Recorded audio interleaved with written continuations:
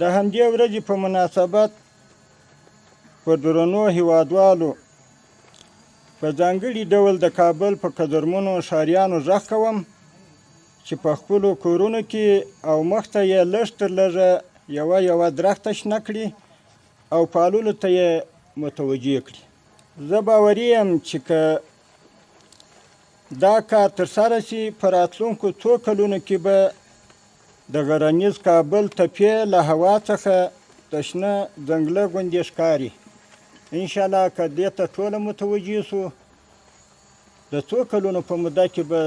که سړی پر یو جګ ځای وخیږي یا د هوا څخه ورته وګوري انشاءالله د کابل دا کمې سپېرې تپې چې اوس معلومیږي دا به شنې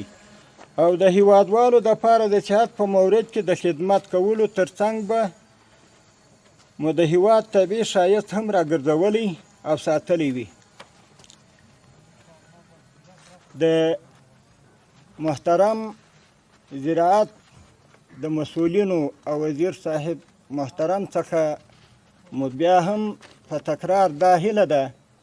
چې خپل وطنوال ټوله دې ته وهڅوي که چیرې ناتوانه وي د هغو سره همکاري وکړي که ناتوانه نه وي دا یوه خو نو طبعا هر انسان دغه لري استعداد لري چې د خپل کور مخې ته په یوه نالګي د خپل د کور مخ ښایسته کړي. د توجه نه مو یو جهان مننه. واخر دعوانا ان الحمد لله رب العالمين.